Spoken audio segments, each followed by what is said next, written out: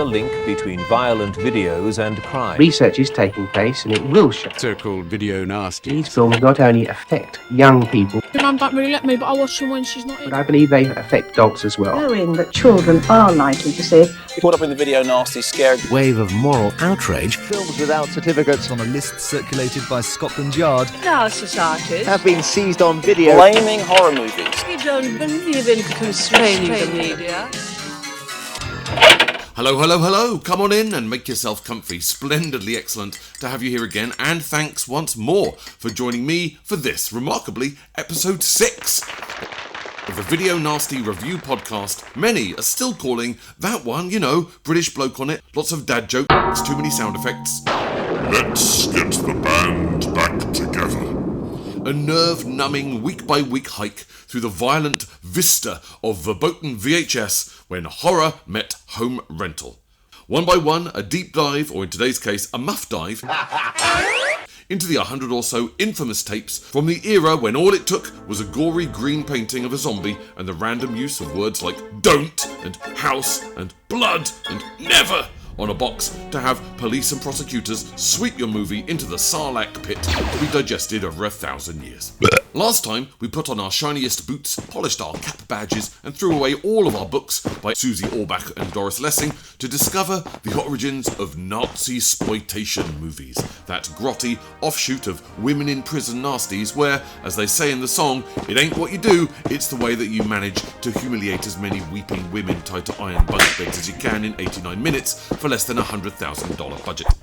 They really missed a trick there, I think, looking back, of not having Alanis Morissette do a theme tune singing Isn't It Teutonic? It's like rain.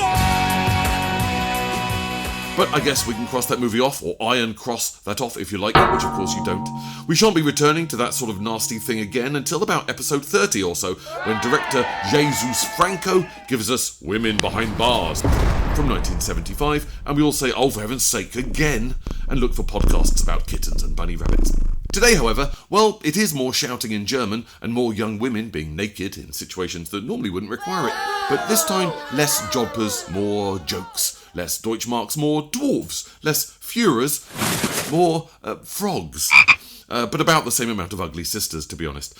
Today we're going to discover why the Department of Public Prosecutions took a long look at this piece of German softcore, rumpy, silly sex comedy and put it on their list 3. Not illegal, but for Christ's sakes keep it out of the Disney section. It's 1969's The New Adventures of Snow White. Here's the trailer. Once upon a time, there was a magical kingdom. A land of fertile fields and dark forests, and everyone was busy all the time. It was here that 2 brothers came one day with their fortune to seek adventure, and it was here that lived Snow White, Cinderella, and Sleeping Beauty. You know all about these lovely maidens, or do you? Now it can be told. The true story, where men were men and women were women. But they found the wicked queen, the evil stepsisters, a nice old devil, and the blue witch. Grimm's fairy tales for adults.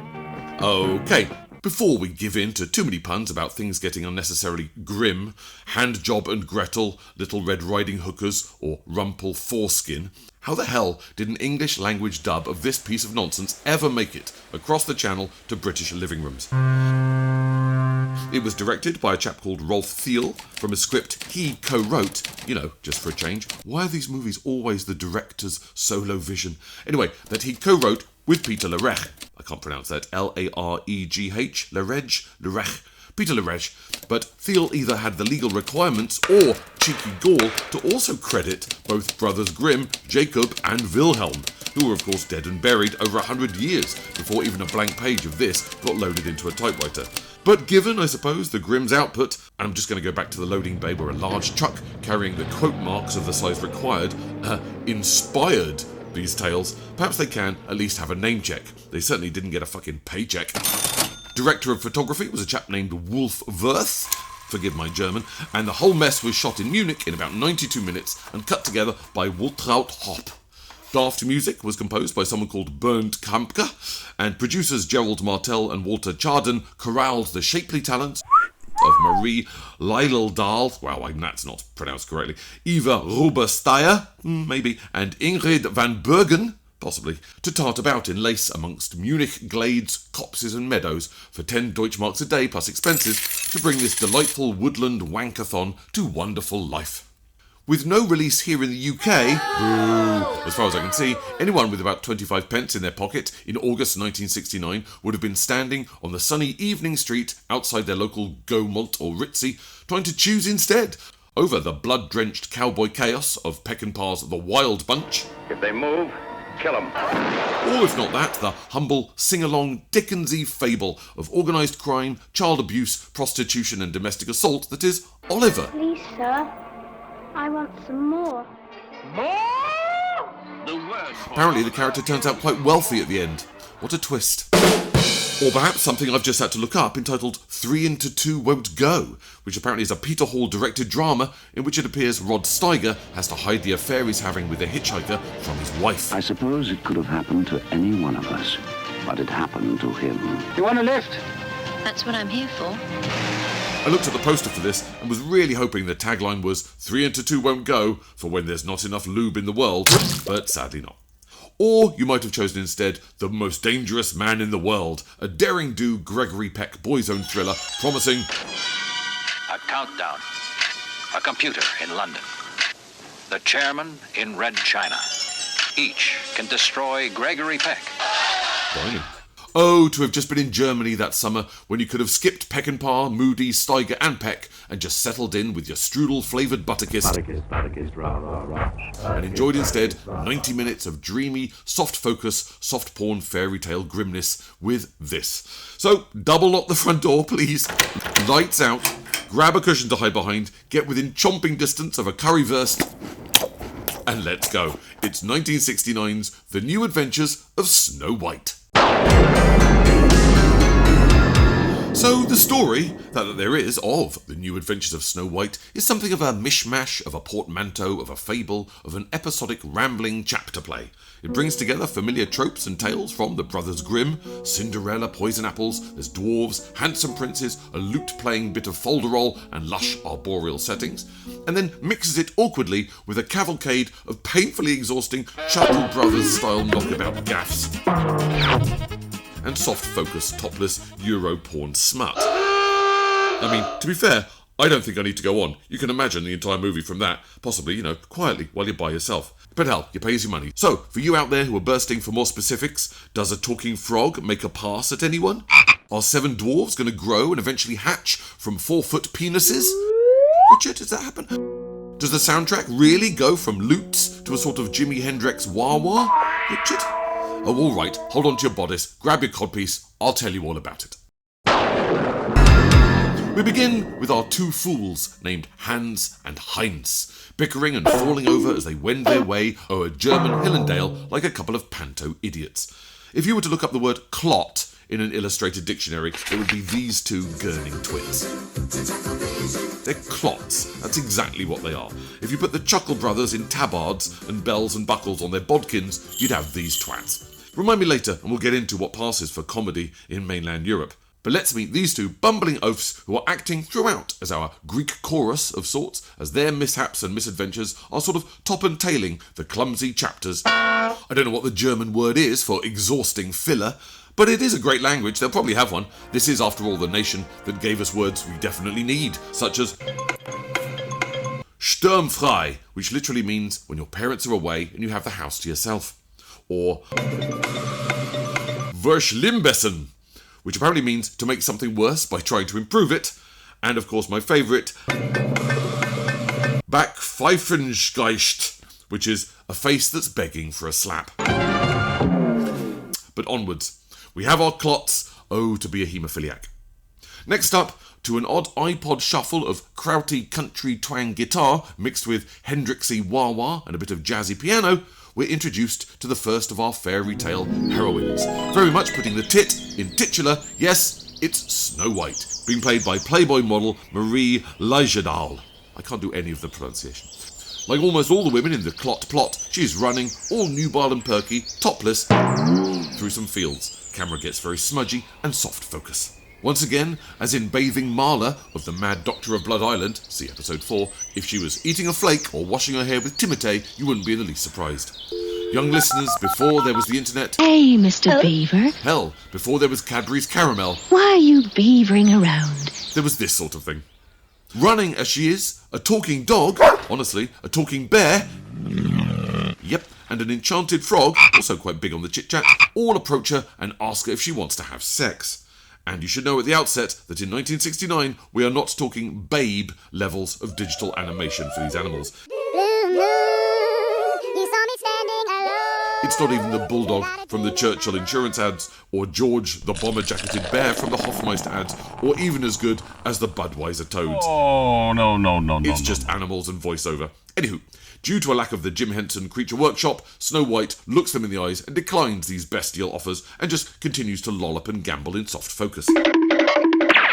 Meanwhile, and Christ, there's going to be a lot of meanwhile in this, Ingrid van Bergen turns up, giving it her best panto wicked witch or wicked queen, doesn't really matter which, desiring, as it is traditional, to have that Snow White killed. Mirror, mirror on the wall, she cries in German, dubbed over into shouty, carry on up the beanstalk lingo for us. There never was a carry on up the beanstalk, that's a missed opportunity, unless this effort was a signal to keep well away. The Queen rubs her nipples, as you do. For a visual, think of Jonathan Ross's wife, the voluptuous Jane Goldman, if you like being extra vampy and a bit Elvira.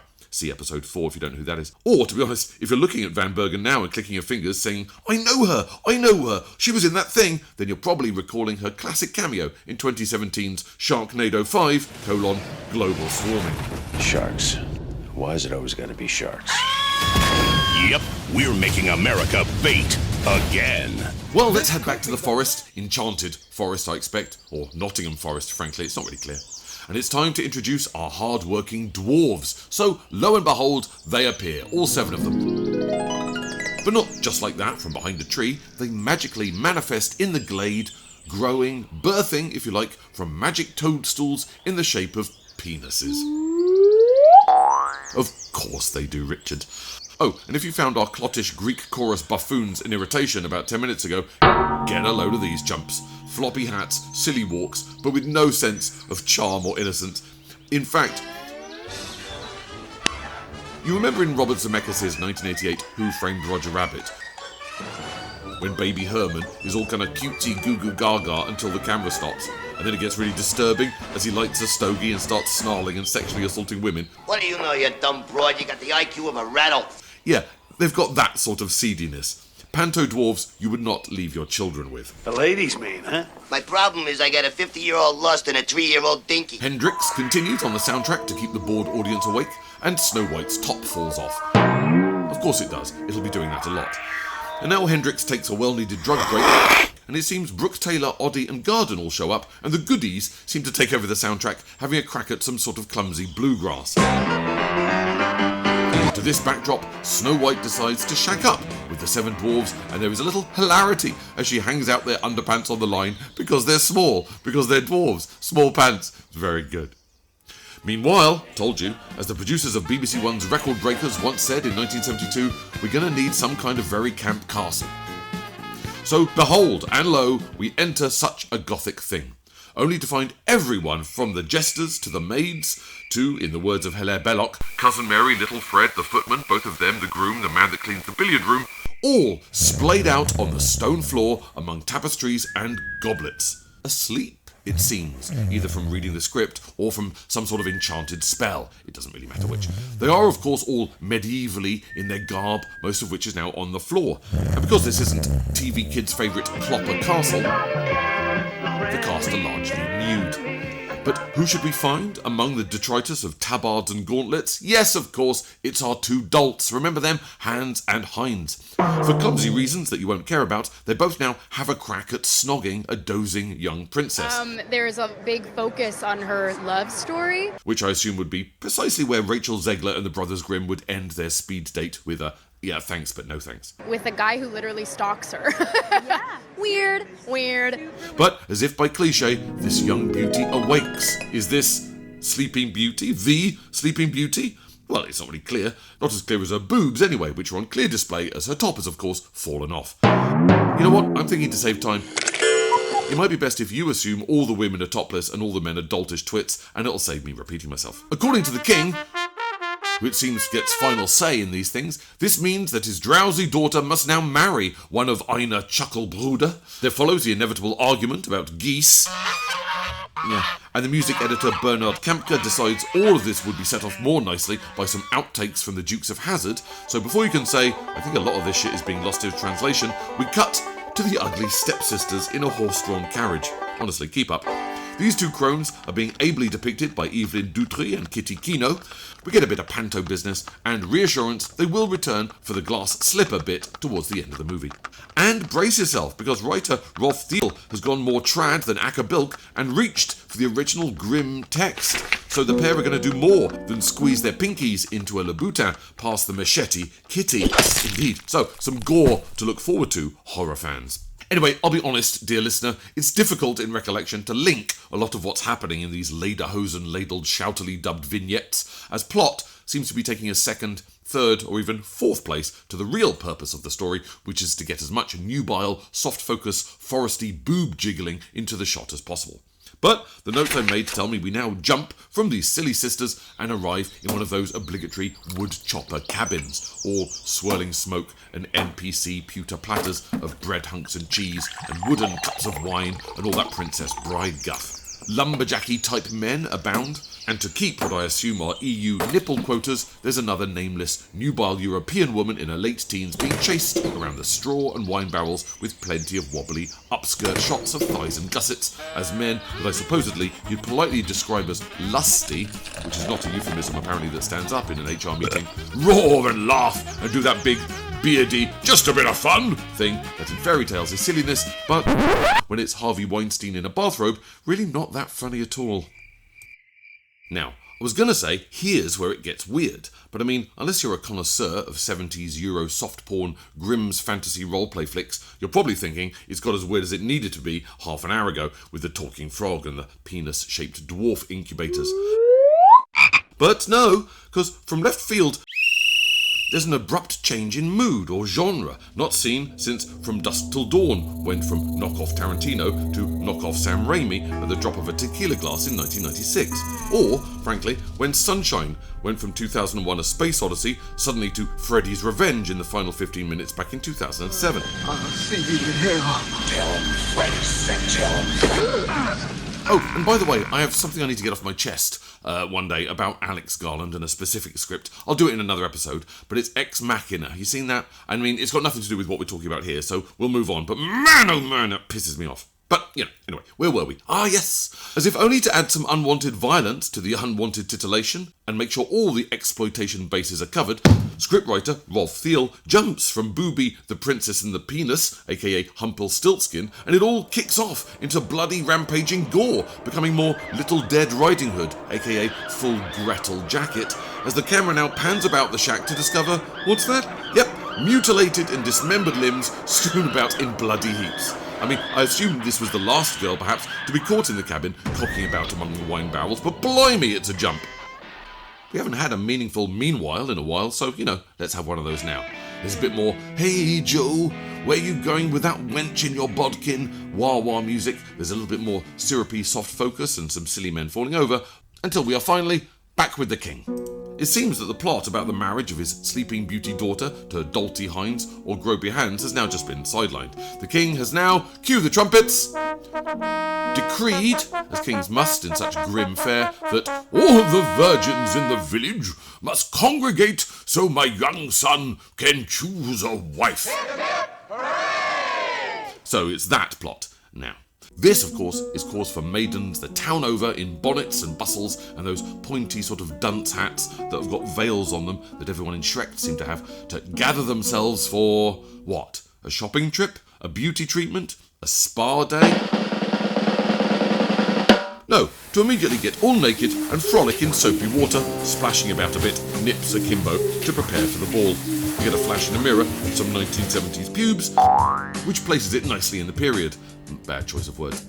Back in her gloomy stone hall, all swags and candles, our evil queen / wicked witch, still not clear, still doesn't matter, decides to scrub the whole mirror mirror monologue and get out her big book of spells, putting the bra into abracadabra and the poke into hocus pocus. An enchantment-y spell is cast, causing our two clumsy dolts, hinds and hands, to turn into doves. Yes, doves. But of course doves that can talk, talking doves. Coo, nobody thinks to say. Sleeping Beauty, now fully awoken and refreshed, and seeking the hand of either of the two dolts for marriage, seeks them here, seeks them there, but to no avail, not realising they're in the hayloft, fluttering and pecking at each other. Oh, woe is her, for she is now unable to find any man to fall in love with her, or at least to have soft focus, waist-up sex. Whether the Hofmeister Bear, Churchill the Bulldog, or the Budweiser Frogs now might be up for it, oh yes, is not clear, but they certainly show a remarkable level of disinterest. Ghosting twats. But rather than just billing and cooing, the two doltish doves whisper to Snow White, or Sleeping Beauty, or Cinderella. At this stage, it really doesn't matter, and if this sort of lack of character focus is likely to bother you, you're watching the wrong fucking film. Anyway, the birds advise whoever this woman is to dance about a bit in slow motion, and maybe a magical party frock might appear for her to wear at the ball. So she does this, prancy here, wafty there, all very Kate Bush, and of course, talking of wonderful bushes, all her clothes promptly fall off. Now, this doesn't seem to bother her much, and she continues to run about in an airy-fairy manner. On cue, a stagehand off-screen lobs a floaty cotton number at her, which drops to her feet. She is naturally aghast and enchanted, and dons the party frock. The witchy queen, or queenie witch, and anyone who's worked in theatre will know both types, appears and offers, I think it's Snow White, we do at this point seem to be in 9 fairy tales at once, a fabled poisoned apple.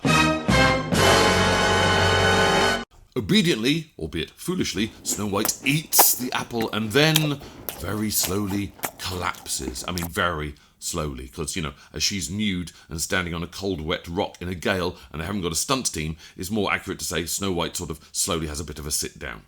The evil queen finds this most satisfying and legs it away, cackling. Oh, but as if to ensure she doesn't end up on the cutting room floor, does so while taking her clothes off and flinging them into a hedge. So we get some pale, witchy nudity, if that's your thing. Now, of course, at this point, how much more fairy tale fleshiness can we all take? Well, it's as if now the editors and writers sensed a sort of exhausted post-wank torpor and thought, you know what, let's bung in some traditional folky stuff so everyone can wipe down, dry off, and work themselves up for one final bash at the climax, so to speak. Because, for some respite from all the nipples, pale hips, doltish knockaboutery, and buckly shoe business, it all suddenly gets oddly a bit po-faced, and some actual oldie-timey dancing happens in court, like they've shipped in a load of professionals. There's much bowing and curtsying for a few minutes, and there's fans and pomp, there's a flute, I think, maybe a tambour at one point, and all the villagers are doing their best to have lusty looks over their velvet pantaloons, folderoldery and such. There's flagons of mead and probably a wench in the hayloft, hey nonny nonny. At which point, the party is now over, it seems. It must be midnight or something, or the pubs are about to close. Cinderella scarpers, remembering to, whoopsie, drop her shoe, and everyone departs into the night. Oh, by the way, if any of this so far has made any sense, or indeed even remotely piqued your interest, or made you ponder that this might be a jolly, harmless, fun romp, then you've absolutely misunderstood. And because I've been narrating this tripe for over 20 minutes, and we all have better things to be doing, plus the crew, I think, realise at this point, if they overrun with the camera rental, it'll be another 500 Deutschmark fine from Einer Kodaken. We now rush pell-mell towards the finish. They're losing light, they're losing money, and frankly, losing most of the tired audience. So, our two ugly sisters try and get into the slipper, as is de rigueur in this sort of sketch. And, as promised earlier, in a nod to the original grim story, rather than just squeezing and toe-scrunching, they fiercely hack each other's toes off to jam what remains of the stumpy, blood-squirting feet into the footwear. Much bloody, ketchupy, waxy, fake toes. Ooh, for you horror fans, it's at last something you'll enjoy. Snow White, meanwhile, I think it's Snow White, layeth as naked as the day she was auditioned, in a clear perspex box, so she resembles just so much sushi. Pouting occurs by the unhappy dwarves. They are not short of pouts. They are, however, short, just not in the pouting department. And you know sushi. Once you get the lid off, you've only got 24 hours to eat it before the whole place stinks of fish. Someone gets on a horse. By now, to be honest, it's so tiring, so soft focus, so pale and wan, and the sunlight is fading between autumnal fronds and wiry pubes, so it is difficult to tell who is doing what, or indeed why. But there does follow some bouncy, naked horse riding. Can't be sure if the two on the horse are having sex, or just sort of clocking about a bit. The soundtrack gets heavy on the wah-wah once again, as Hendrix has clearly returned with fresh batteries for his crybaby. The prince, or someone, waves a magic flower, and around them all of God's nature, flowers, trees, shrubs, hedgerow, screes, maybe a copse, appears to magically transform into, of course, nude women. So it's probably what Charlie Dimmock's house looks like on New Year's Eve after too much sangria. The two doltish doves return to their natural state and become once more two overworked seaside children's entertainers. The bear turns into Charles Raymond, it looks like. You'll know far too intimately, as he's the beardy man who was drawn throughout the 1971's Joy of Sex book. The magic flower also opens the box of sushi, allowing Cinderella, or whoever it is, Sleeping Beauty, was it Snow White, Aurora, Ariel, maybe Belle, Rapunzel, fucking Moana, or whoever it is, to clamber out. I guess that there was some sort of evil spell that's now lifted? Anyway, so with nothing more to clear up, the whole fucking thing goes full rolio-do with madrigal nonsense like very, very early Pink Floyd when they were still singing about bikes and goblins and pixies. Some heavy petting continues in a hedge. And then it all just wraps up with a hilarious comedy misunderstanding about some rocks. They burst into song and o'er the fields they go, into the sunset, like that bit at the end of Indiana Jones and the Last Crusade, except nude and giggling in soft-porn German. Indiana, we called your mother's dildo Indiana. I like that dildo. So, all together now, chaps. Da da da da da da. Come on, Denham, cheer up. Da da da. Yep. Anyway, so let me check. That's it. We're done.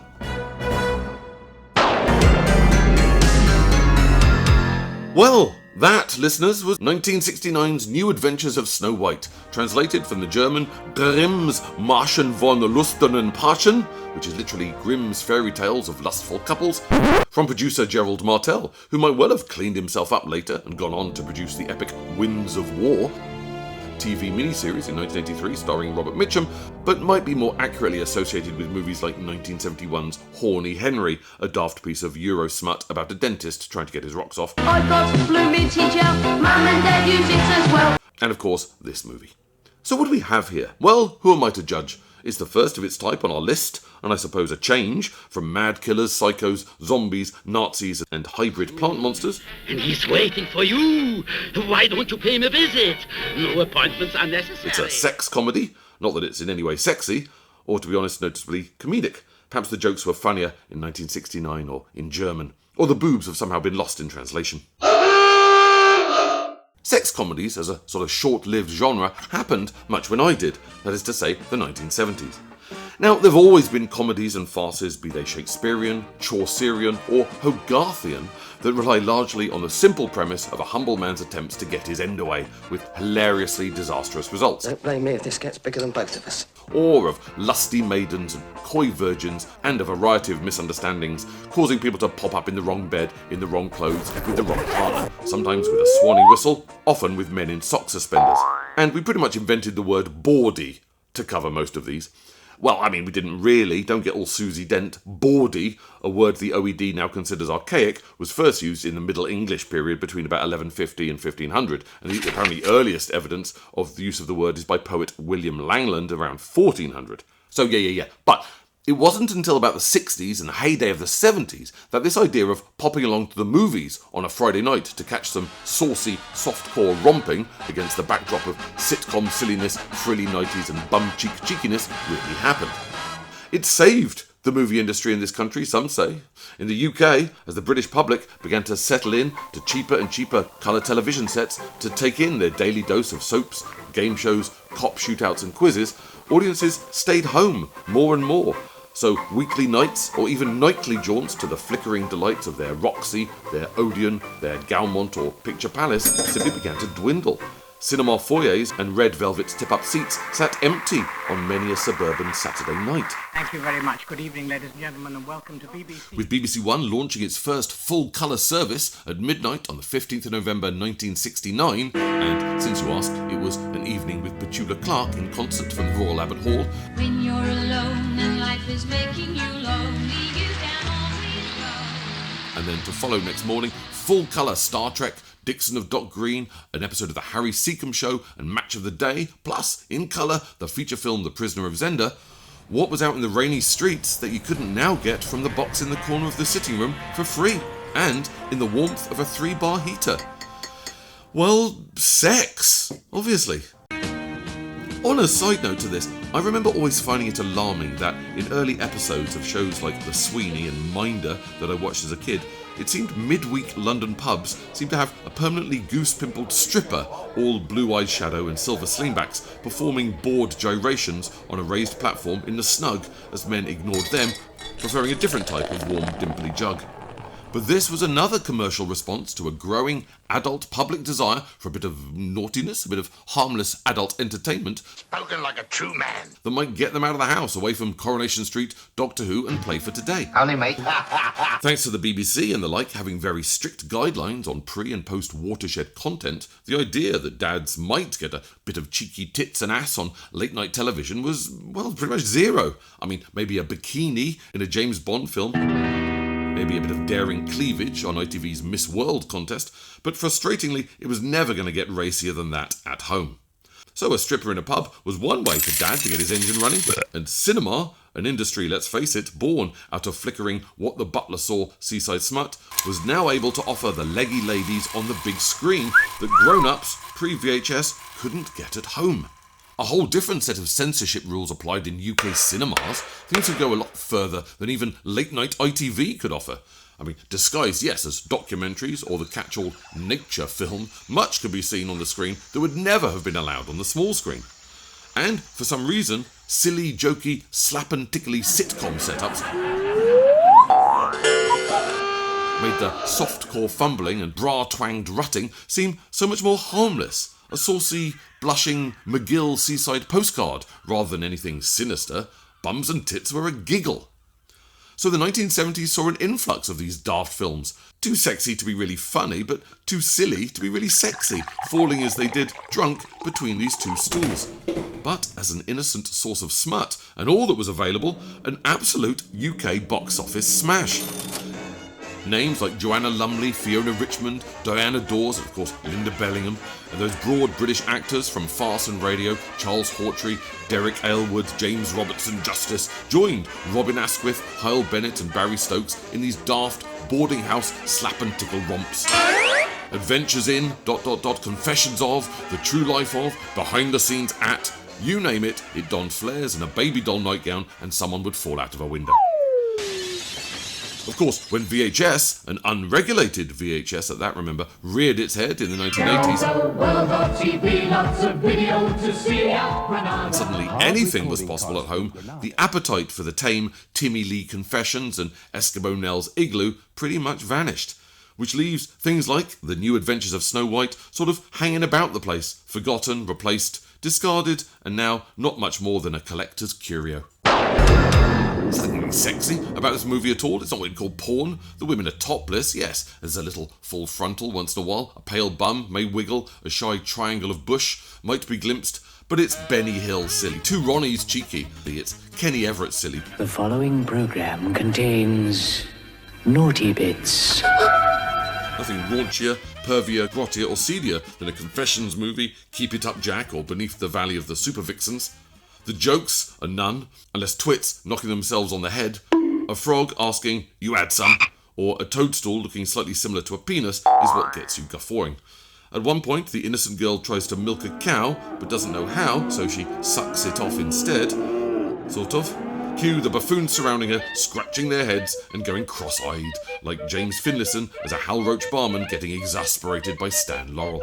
For reference, if you are either not British or just new to this sort of motion picture and want to know what you're missing, it's panto.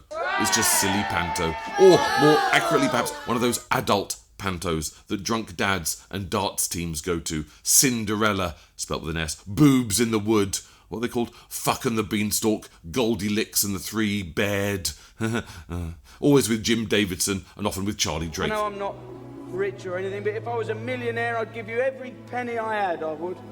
Well, can I have a bite of your apple? Fuck off. No, it ain't funny. It starts with a bite of the apple, then they get the car, the house. You know the kind of thing. It's that. The cinematography, pure 70s slash, overexposed and full of lens flare, the colours are sickly. Everything is shot in what one supposes is meant to be dreamy, soft focus, but is in fact just not in focus. So, imagine renting a 4th generation VHS tape off that weird man in the pub. It's an adult pantomime, you put it in the machine, it's called something like Pussy in Boots, or Cock Whittington, or Hansel and Genital, or something like that. It's badly filmed, it stars the Chuckle brothers, Linda Lusardi, a girl from Hollyoaks, and Brian Blessed. The sound's all crackly, the lighting's poor, they chase women about with a cake in the shape of a ball bag, shouting, "To me, to you," for 90 minutes. Yeah, I mean, that's about the size of it. Size of it. Nasty? I mean, worthy for the nasty list? I mean, it's lewd, in a bums and bushes sort of a way, but as I say, no more than you'd get from the saucy, postcard, flared corduroy antics of Robin Asquith. But then, of course, there is that one odd bit where, for reasons passing understanding, ratings and shock, I have to assume, it does go all bloodthirsty and rapey. Limbs being severed, knives flashing about, waxy fake arms and legs full of offal spilling out over the farmhouse table. And the ugly sisters really do give their toes a right good, spurty, ketchupy hacking when they're trying to get into the size 4s, which is a little, ugh, and a bit giggly. But close up, it's grosser, yeah, than maybe Casualty, but so much less convincing as to make you wonder why they bothered. I mean, I suppose it helped being able to describe the movie as being full of sex and violence, when really it has neither worth the rental fee. Worth putting on the banned list? No. If the title might make a young parent pop it in the VCR for their toddlers to watch after Paw Patrol and Bob the Builder, then yes, because it's a rompy, bum-filled double entendre fest of sex-starved dwarves and horny toads. But the cover of the VHS is so painfully cheeky or saucy, it might as well giggle like Babs Windsor when you open the case, or blow a raspberry when you pop it out of the machine. You can't just ban something for being dumb. Of what are we reminded?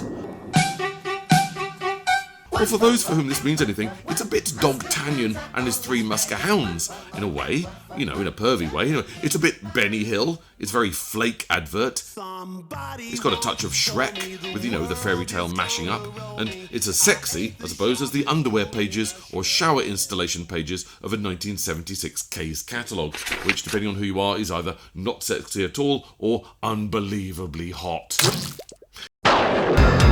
So, where did it really come from, and how the hell do I find it? Well, it was filmed, as I say, in about 1969, and was largely shot at Elmke Studios in the suburb of Geiselgasteig. Yeah, a famed studio in Germany that can claim to have been the location for not only classics like this, but the studio that housed Alfred Hitchcock's debut, The Pleasure Garden, way back in 1925. It hosted Stanley Kubrick when he made Paths to Glory in 1957. John Sturges did The Great Escape there in 1963. Robert Weiss did The Sound of Music in 1965, as well as being the home of Willy Wonka and the Chocolate Factory, Cabaret, and somehow inevitably Downfall. It was released in cinema in September 1970 under the English title Grimm's Fairy Tales for Adults by a company called Cinemation Industries, a New York City-based film studio and distributor owned and run and founded by exploitation film producer Jerry Gross, who started with sleazy shockers such as Girl on a Chain Gang in 1966. Sheriff is quite a character. Smelled like a distillery. Don't let that fool you. They're smart enough to stay within the law. And the more infamous Fanny Hill 2 years later, but then actually found a little credibility when it released indie classics Melvin Van Peebles' Sweet Sweetback's Badass song in 1971, and of course Ralph Bakshi's Fritz the Cat. Could I get to search the girls? Yeah, I done enough of that. Reviewed by the New York Times with It's as adult as almost any other skin flick or striptease we've been getting in full measure these days. It's not clear from the little information available whether the DPP were faced with US or German imports that found their way to local video stores in the 80s, or whether there was a UK firm who picked up the rights and released it themselves domestically. But I do know www.videoscreams.com will sell you the uncut German VHS, if that's what you want. But either way, I can tell you the DPP took one look at it in 1983 and decided it was Category 3. No one was being fined or going to prison, but shove it too near the front of your video shop window and you're going to get a constable ferreting through your stockroom 3 times a week. So you take your risks. For some reason I think YouTube has it, and maybe that's where I found it, I can't be sure. Must tell you something. So, you know what, if you want, give it a whirl, and then give it a pause, and then give it a miss. It's as unfunny as Mr. Tumble, as sexy as Are You Being Served, it's in German, and it's all got that old-fashioned way with swords and horses and fantasy magic. Not so much Hogwarts as genital warts. Now, before we talk about what's next on our naughty list, don't forget, bonus feature-length episodes, interviews, insights, sequels, and all extra things horror history are still available on the Let's Get the Band's X-rated extras. Subscribe now via Patreon or Apple Podcasts. We've already had one bonus episode, Banning for Beginners, the feature-length romp through the whole video nasty moral panic, putting the history into the horror. And we've had bonus 2, Shriek-onomics. A deep dive into where the money goes in independent, low-budget horror and why, for the price of about 40 seconds of an Avengers movie, you could have made the entire Evil Dead. More next week as I spend an evening talking nasties with the nice people at the Fortean Times and learn even more about why the 80s was the tabloid frenzy it was. Just a few little somethings from under the counter in brown wrapper for you discerning horror connoisseurs. Next time on Let's Get the Band Back Together. See animal and rational aspects of the human psyche trapped in creatures that are half man, half beast, all horror. They rip, they tear, they claw you to pieces. The night of the bloody apes makes you see the hell man creates for himself. The night of the bloody apes.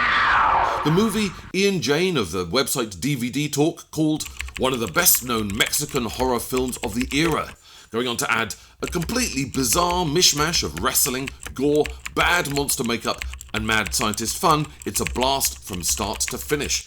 The effects are shoddy and as fake can be, and the makeup looks like something out of a high school play, but that's all part of the film's low-budget charm. Yes! Find out what happens when a makeup man complains to his director he's only got plasticine and cake mix, and when the director responds, oh well, chin up, he takes it literally. It's 1969's Night of the Bloody Apes. I'll see you there.